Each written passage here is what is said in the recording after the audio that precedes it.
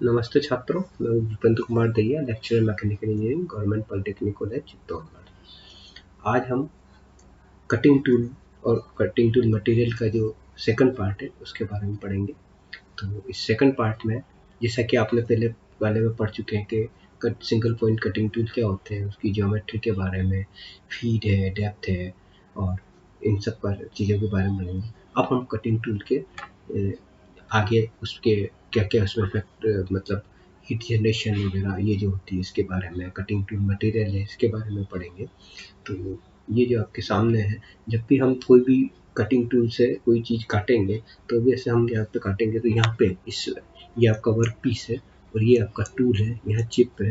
तो ये इस जगह यहाँ पे इस पोर्शन पे बहुत ज़्यादा एक तो फ्रिक्शन होता है, बहुत ज़्यादा कटिंग फोर्सेस लगते हैं। तो इन कटिंग फोर्सेस के कारण जब बहुत ज़्यादा फ्रिक्शन होता है और इस फ्रिक्शन के कारण बहुत ज़्यादा हीट जनरेट होती है। तो ये जो हीट होती है, ये हीट जो है ज़्यादातर, क्योंकि 98% हीट जो है वो तो ये चिप के साथ बाहर निकल जाती है, लेकिन फिर भी जो 2% जो हीट होती है वो उसको एनर्जी, उसकी जो इलास्टिक एनर्जी के रूप में उसमें स्टोर होती है। तो इस तरह से वो टूल की लाइफ को कम कर सकती है, क्योंकि वो काफ़ी ज़्यादा हीट जनरेट होती है। तो उस हीट के कारण टूल को भी की जो एज है वो ब्लंट हो सकती है, टूल का भी डिफॉर्म हो सकता है और जो सरफेस जो जनरेट होती है वो भी ठीक से नहीं हो पाती है, स्मूथ सरफेस जनरेट नहीं हो पाती। तो इसलिए क्या है कि हमारी ये कोशिश होती है कि वहाँ पे जो हीट जनरेट हो उसको वापस हम कम से टेम्परेचर को वापस नीचे लाएं, और इसको नीचे लाने के लिए हम जनरली लुब्रिकेशन या कटिंग फ्लूइड का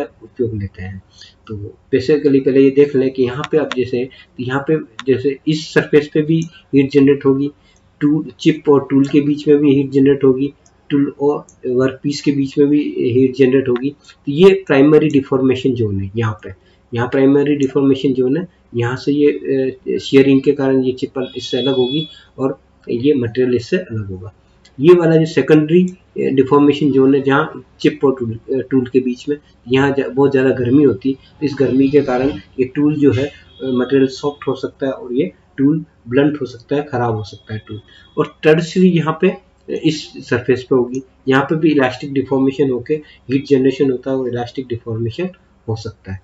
तो हमारे को बेसिकली हम यहाँ पे देखें तो जो टेम्परेचर है और कटिंग स्पीड के बीच में ये जो डायग्राम है एक्सपेरिमेंट्स के थ्रू बनाए गए हैं, वो ये है कि इस तरह तो टेम्परेचर लेवल, इधर कटिंग स्पीड लेवल, तो जो कटिंग स्पीड बढ़ती टेम्परेचर भी बढ़ता जाता है। और इसका जो फॉर्मूला जनरली जो एक्सपेरिमेंट्स आया है, जो हीट है, थीटा जो है वो है टेम्परेचर और वीसी जो है वो है कटिंग स्पीड। तो थीटा जो है वो इसके कटिंग स्पीड के स्क्वायर रूट के प्रोपोर्शनल होता है। तो जो कटिंग स्पीड बढ़ेगी इस तरह से टेम्परेचर भी उसके साथ बढ़ता जाएगा।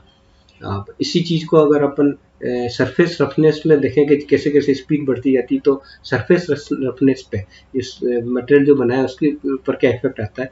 तो ये आपका ये डायग्राम बना हुआ है, ये तो है सरफेस रफनेस और इस तरफ है कटिंग स्पीड। तो जो हम कटिंग स्पीड बढ़ाएंगे तो आप देखेंगे कि यहाँ पे जो सरफेस रफनेस है ये कम होती जा रही है। मतलब कहने का स्मूथ सरफेस जनरेट, जो स्पीड बढ़ेगी सरफेस स्मूथ जनरेट होगी। लेकिन यहाँ पे ये 3 जोन बना हुआ है। जो फर्स्ट जोन है, इस दौरान डिसकंटिन्यूस चिप होती है। इस दौरान जो चिप जो होती है, क्योंकि स्पीड कम होती है तो चिप जो है वो ज़्यादा टूटती जाती है, डिसकंटिन्यूस चिप होती है। जो स्पीड बढ़ती जाती है तो ये मतलब सरफेस फिनिश अच्छी होती जाती है, सरफेस रफनेस कम होती जाती है। फिर आ जाता है इसके बाद जस्ट ये सेकंड वाला जोन, जिसको हम कहते हैं बिल्टअप एज। बिल्टअप एज का मैं जैसा कि बताया पिछले वाले लेक्चर में आपको, कि जब बहुत ज़्यादा हीट होती है तो ये जो बिल्टअप एज है, मतलब उसमें हीट के कारण वो क्या है कि चिप्स जो है वो टूल के ऊपर से एक सरफेस जम जाती है, सेट हो जाती है, एक एज बन जाती है, वो बिल्टअप एज। तो इसके कारण से क्या है कि जो सरफेस रफनेस है वो वापस बढ़ती जाती है। और इसके बाद क्या है, जैसे जैसे स्पीड बढ़ते जाएंगे तो फिर क्या है कि थर्ड जोन आ जाता है, जो कि कंटिन्यूस चिप का आता है। तो इस दौरान फिर ये धीरे धीरे जैसे स्पीड बढ़ती जाएगी तो वापस सरफेस फिनिश अच्छी होती जाएगी, सरफेस रफनेस कम होती जाएगी। तो इस तरह से इसका ये कम होता जाएगा।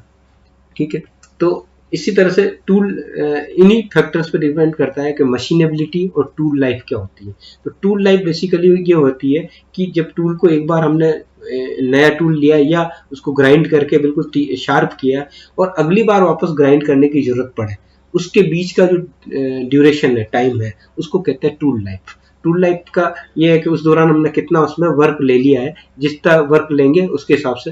तो एक बार आपने शार्पन किया और उसके बाद वापस जब शार्पन करने की जब जरूरत पड़े, वो जो टाइम डिफरेंस है वो कहलाता है tool life. The tool no longer perform desired function, failed, resharpen requires is called tool life.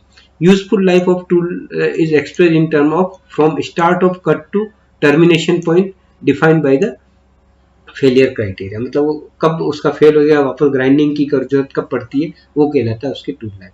दूसरा आता है मशीनेबिलिटी। जो मशीनेबिलिटी है ये रिलेटेड टू होता है वर्क पीस से, कि वर्क पीस जो होता है वो कितना इजीली मशीन हो जाता है। तो इसके लिए जो प्रॉपर्टी होती है वो इजी टू मशीन होना चाहिए, उसका जो वियर जो है घिसना कम होना चाहिए, कटना चाहिए, घिसना नहीं चाहिए, तो सरफेस फिनिश अच्छी आएगी, गुड सरफेस फिनिश प्रोड्यूस हो, और लो कटिंग फोर्सेस, कम कटिंग फोर्सेस पे कट जाए, जिससे कि टूल की लाइफ भी बढ़ती है, सरफेस फिनिश भी अच्छी आती है। तो ये दो टर्म जो कोई भी कटिंग ऑपरेशन होता है तो उसमें ये बहुत जरूरी होती है।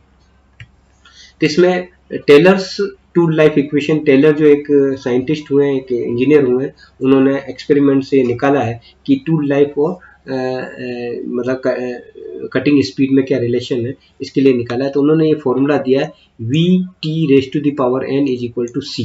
सी एक कांस्टेंट है, वी जो है वो कटिंग स्पीड है, टूल टी जो है वो टूल लाइफ है, और एन जो है वो एक कांस्टेंट है, एक्सपोनेंशियल कंडीशन टेस्टेड है, कांस्टेंट है, और ये सी जो है ये कहलाता है टेलर्स कांस्टेंट। तो ये जो सी को दूसरे वर्ड्स में कहा जाता है cutting speed for 1 minute as tool life, मतलब एक अगर 1 मिनट टूल लाइफ हो तो उस कंडीशन पे जो कटिंग स्पीड है वो कहलाता है सी। तो इस तरह से ये फॉर्मूला उन्होंने दिया था, इससे हम कटिंग एज और इनके बीच में रिलेशन निकाल सकते हैं। अब आता है कि वेरिएबल्स जो कटिंग टूल लाइफ को जो अफेक्ट करते हैं वो वेरिएबल्स हम जो पहले ही देख चुके हैं। एक तो कटिंग स्पीड होती है, डेप्थ ऑफ कट और फीड, ये 3 मेन फैक्टर्स हैं जिन पे टूल लाइफ डिपेंड करती है। कि कहने का कटिंग स्पीड ज़्यादा होगी तो ऑब्वियस है टूल जल्दी ज़्यादा हमारे को कटिंग का मिलेगा, डेप्थ ऑफ कट अगर कम रखेंगे तो भी टूल लाइफ बढ़ेगी, फीड को कम रखेंगे तो भी टूल लाइफ बढ़ेगी। तो इस तरह से इन फैक्टर्स पे डिपेंड करता है। फिर आता है टूल ज्योमेट्री। टूल ज्योमेट्री का आपको सबसे पहले ही बताया कि अलग अलग एजेस होती है, रेक एंगल होता है, क्लियरेंस एंगल होता है, तो वो एंगल्स किस तरह से हैं वो ज्योमेट्री पे बहुत डिपेंड करता है कि टूल की लाइफ कितनी रहेगी। इसी तरह से वर्क पीस के मटेरियल, वर्क पीस का मटेरियल अगर सॉफ्ट है, डक्टाइल है, तो टूल की लाइफ ज़्यादा होगी।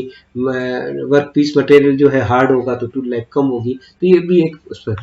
फिर आता है कटिंग फ्लूइड, जो मतलब हम उसको ठंडा करने के लिए जो एक फ्लूइड काम में लेते हैं, जो आगे बताएंगे इसके बारे में, तो वो किस तरह का है उस पर भी डिपेंड करता है कि टूल लाइफ बढ़ती है। Machine tool workpiece region, मतलब किस मशीन टूल पे हम काम कर रहे हैं और वर्क पीस किस रीजन पे काम कर रहे हैं, उस पर भी हमारा टूल लाइफ पर डिपेंड करता है कि कौन से पोर्शन पे। कई बार ऐसी पोर्शन होते हैं जहाँ पे टूल हम ज़्यादा स्पीड से चला ही नहीं पाते, तो वहाँ पे टूल ज़्यादा घिसता है, तो उस हिसाब से। इसी तरह से टूल के मटेरियल पे, टूल का कौन सा मटेरियल लेते हैं उस पर भी टूल लाइफ डिपेंड करती है। तो जो मैंने बताया कि हम जनरली क्या होता है कि इसको टूल वहाँ पे बहुत ज़्यादा गर्म हो जाता है, उसकी लाइफ को बढ़ाने के लिए हम जनरली कटिंग फ्लूइड काम में लेते हैं, या जो लुब्रिकेशन का भी काम करता है। तो कटिंग फ्लूइड का जो मेन जो काम है, एक तो होता है ये कि कूलिंग ऑफ द जॉब, क्योंकि जहाँ पे हम काट रहे हैं उस जगह बहुत ज़्यादा हीट डेवलप हो जाती है, तो उस हीट को हटाने के लिए हम फ्लूइड डालते हैं, लिक्विड डालते हैं, जिसको कटिंग फ्लूइड बोलते हैं। कटिंग फ्लूइड बेसिकली ऑयल और पानी का जो मिक्स होता है उसको हम उस पर डालते हैं, ताकि क्या है कि वो मतलब उसकी हीट को लेके जाए और उसको ठंडा रखे। ठीक है। दूसरा इसका पर्पज होता है लुब्रिकेशन, कि वहाँ पे जो कटिंग चिप और जो टूल होता है उसके बीच में लुब्रिकेशन हो, ताकि फ्रिक्शन कम होगा तो हीट जनरेशन ही कम होगा, तो वहाँ पे लुब्रिकेशन का काम भी करता है। और तीसरा होता है क्लीनिंग द मशीनिंग जोन, क्योंकि जो चिप बनती है उसको साथ में वो बहा के भी ले जाता है, तो उस जगह को साफ करता जाएगा, तो उस तरह से वहाँ पे मतलब ज़्यादा इकट्ठा नहीं होगा कोई मटेरियल, तो वो उससे भी हीट जनरेशन कम होगा। और एक और बहुत इंपॉर्टेंट होता है कि क्योंकि हम जब कोई सरफेस को काटते हैं तो वहाँ पे बिल्कुल नई नई सरफेस जनरेट होती है, जहाँ पे बिल्कुल वहाँ के एटम्स पे एटमॉस्फेरिक इफेक्ट बहुत ज़्यादा आता है, तो जिससे वो खराब हो सकता है। तो जो कटिंग फ्लूइड हम डालेंगे तो उस पर एक कोटिंग बना देगा, लेयर बना देगा, तो बाहर की जो ऑक्सीजन है, सल्फर डाइऑक्साइड है, ये उस पर इफेक्ट नहीं डाल पाएगी और उसको खराब नहीं कर पाएगी। तो एक तरह से जो कोरोजन या हार्मफुल इफेक्ट जो आता है उसको भी ये कटिंग फ्लूइड रोकता है। अब आता है कटिंग फ्लूइड के जो मटेरियल है, जो जनरली हम जो कटिंग फ्लूइड के जो मटेरियल काम में लेते हैं वो ये काम में लेते हैं जो सामने आपके डिस्प्ले हो रहा है। एक तो है high speed steel, cast alloys, cemented carbide, ceramics, cermets, cubic boron nitride और पॉली क्रिस्टलाइन डायमंड। ये डिफरेंट तरह के जो मटेरियल हम काम में लेते हैं कटिंग के, तो है इसके बारे में डिटेल हम आगे देखते हैं। तो पहले तो आता है कि जो भी कटिंग टूल मटेरियल है उसमें क्या क्या प्रॉपर्टीज होनी चाहिए, क्या गुण उसके होने चाहिए। तो उसमें सबसे पहला आता है कि हार्डनेस, कि वो हार्ड होना चाहिए, हार्ड होगा तभी वो मटेरियल को काटेगा। तो कम से कम जो जिस मटेरियल को काटना है उससे 1.5 टाइम्स ज़्यादा हार्डर होना चाहिए, तभी वो उसको काट पाएगा। दूसरा होता है जो ज़्यादा जरूरी प्रॉपर्टी होनी चाहिए, वो red hardness during machine. Red hardness का मतलब होता है कि जब कटिंग होती है तो वहाँ पे बहुत ज़्यादा गर्म हो जाता है, तो उस गर्म होने पे भी उसकी हार्डनेस कम नहीं हो, ऐसा मटेरियल कटिंग टूल का मटेरियल होना चाहिए, तो वो ज़्यादा अच्छी तरह से काट पाएगा। फिर इसी तरह से जो कटिंग टूल का मटेरियल होना चाहिए वो वियर रेजिस्टेंस होना चाहिए, able to maintain sharp edge during cutting operation, मतलब उसमें घिसना नहीं चाहिए। शॉक रेजिस्टेंस होना चाहिए, क्योंकि काफ़ी फोर्सेज आते हैं, शॉक्स भी आते हैं, तो वो टूट नहीं जाए, तो शॉक रेजिस्टेंट भी होना चाहिए। और shape and configuration must be available of different size and shape. मतलब कई बार क्या होता है कि टूल अगर ऐसी ऐसी जगह काटना होता है तो टूल के शेप को हिसाब से, उसके शेप के हिसाब से टूल को हमारे को बनाना पड़ता है। तो मटेरियल ऐसा हो कि उसको हम उस शेप में टूल को बना पाए, ताकि हम इस तरह की कोई डिफिकल्ट कंटूर्स है या किस तरह के शेप है उसको हम उसको बना पाए। तो अब आ जाते हैं हम टूल मटेरियल पे।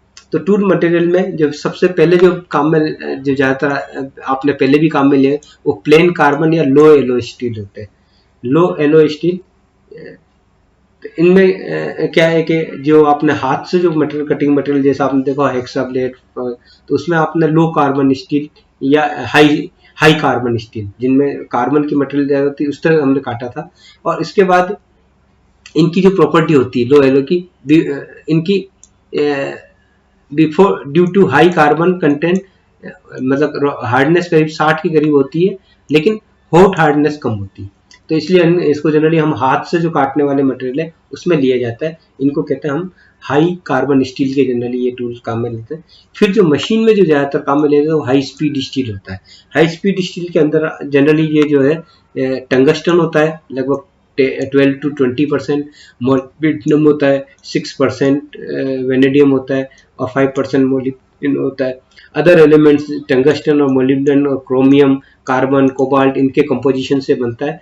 और इस हाई स्पीड स्टील टूल की जो प्रॉपर्टीज होती है वो स्टील यूज एक्सटेंसिव, सबसे ज़्यादा ये यूज में आ रहा है, सबसे ज़्यादा हाई स्पीड स्टील ही मतलब कटिंग ऑपरेशन में काम में लिया जाता है। इसकी हार्डनेस लगभग रॉकवेल हार्डनेस 65 के करीब होती है, और इसको रीग्राइंड करके वापस यूज ले सकते हैं, और कोटिंग, थिन कोटिंग के साथ भी इसको यूज में लेते हैं।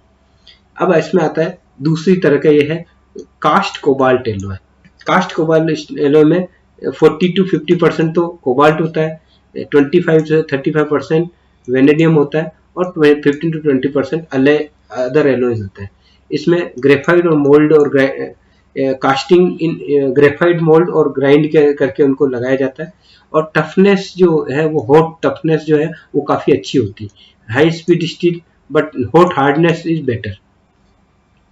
टफनेस इनकी काफ़ी, मतलब ये मजबूत होते हैं, लेकिन इनकी हॉट हार्डनेस मतलब इसकी और उस हिसाब से अच्छी होती है।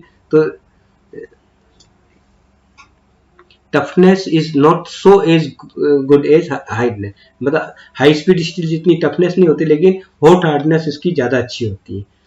पर ये है कि क्योंकि ये थोड़ा कम अवेलेबल होता है, इसलिए उतना ज़्यादा इम्पोर्टेंट नहीं हो पाता है। इसके advantage, cemented carbide high compressive strength होती है, गुड वियर रेजिस्टेंस होता है, हाई थर्मल कंडक्टिविटी होती है, लोअर टफनेस होती है, देन टफनेस इसकी कम होती है। ठीक है, फिर non steel grade W steel grade जो होती है टंगस्टन कार्बाइड, ये हाई सोलबिलिटी और इस तरह से इनमें डिफरेंट मटेरियल हम काम में लेते हैं। सीमेंटेड कार्बाइड जो होते हैं इनमें मेनली वेनेडियम एंड कोबाल्ट के का मिक्स होता है। As grain size is increase hardness decrease, इसमें मतलब जैसे जैसे ग्रेन साइज बढ़ती जाती है तो हार्डनेस कम होती जाती है। As content of cobalt increases and TRS increases but the hardness decreases, जैसे कोबाल्ट कंटेंट बढ़ाते जाते हैं तो उसकी टफनेस तो बढ़ जाएगी लेकिन हार्डनेस कम होती जाएगी। For roughing end milling high cobalt is desirable, milling operation और रफ ऑपरेशंस के लिए ये ज़्यादा सूटेबल है। इसी तरह से सेरमेट्स जो होते हैं, सेरमेट्स बेसिकली ये होते हैं टंगस्टन कार्बाइड है, टंगस्टन नाइट्राइड है, टंगस्टन साइनाइड है, इन चीज़ों से ये बनता है। इनको हाई स्पीड स्टील और हाई स्पीड फिनिशिंग के लिए काम में लेते हैं। इनमें हायर स्पीड पे कार्बाइड से ज़्यादा हायर स्पीड पे काम में ले सकते हैं और बेटर सरफेस फिनिश होती है, लेकिन फीड जो होती है वो इसमें हमारे को कम देनी होती है। फिर आते हैं कोटेड कार्बाइड, कुछ ऐसा होता है जिनमें कार्बाइड की कोटिंग की जाती है। तो कार्बाइड कोटिंग में होती है जिसमें टंगस्टन कार्बाइड उनकी कोटिंग की जाती है, और जैसे CRC और डायमंड की लेयर पे इसकी लेयर बनती है, तो जिससे काफ़ी हार्ड मटेरियल बनता है, उसको हम काम में लेते हैं। कोटिंग थिकनेस जो जनरली इतनी काम में ली जाती है। Application cast iron steel of turning, इनमें काम में लिया जाता है। कास्ट आयरन एंड स्टील को टर्निंग और मिलिंग ऑपरेशन में इसको काम में लिया जाता है। Best applied at high speed where dynamic forces and thermal shocks are minimum, मतलब हाई स्पीड होती है लेकिन ये फोर्सेज और शॉक है वो कम होते हैं, वहाँ पे हम कोटेड कार्बाइड को यूज में लेते हैं। इसी तरह से आते हैं दूसरे जो है सिरेमिक्स रहते हैं, सिंथेटिक डायमंड है, और CBN है क्यूबिक बोरॉन नाइट्राइड, ये है। तो सिरेमिक्स जो है ये फाइन एल्यूमिना पाउडर जो होता है, ये high pressure and high temperature पे इनको एक सिंटर्ड किया जाता है, एक तरह से कास्ट किया जाता है।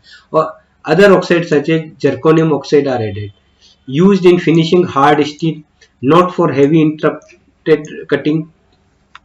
Other dynamic tools such as silicon nitride और इन टंगस्टन कार्बाइड, और इनकी तरह से इसको यूज में लिया जाता है। डायमंड एंड हार्डनेस मटेरियल, फिर दूसरा मटेरियल जो आता है डायमंड, जो कि आपने सुना होगा डायमंड सबसे हार्ड मटेरियल है, हार्डेस्ट मटेरियल है। ये इसकी usually applied as coating, generally इसको हम क्या, क्योंकि महंगा होता है ना, तो कोटिंग के रूप में यूज लेते हैं, ताकि क्या है कि इकोनॉमिक रहे। पूरा एक डायमंड लेंगे तो बहुत महंगा होता है, तो उसका एक पाउडर कोटिंग उसके ऊपर चढ़ा के और उसको हम काम में लेते हैं। ये हाई स्पीड स्टील पे और नॉन फेरस मटेरियल के लिए ज़्यादा अच्छा उपयोगी है। इसी तरह से क्यूबिक बोरोन नाइट्राइड है फॉर स्टील और निकल एलॉय के लिए बहुत अच्छा है, लेकिन ये भी क्या एक्सपेंसिव बहुत है। तो इस तरह से ये डिफरेंट कटिंग मटेरियल है जिनको हम काम में लेते हैं। इसमें भी रेफरेंस हमने वही डॉक्टर राम कुमार के, जो IIT खड़गपुर के प्रोफेसर हैं, उनके रेफरेंस से लिया हुआ है। धन्यवाद।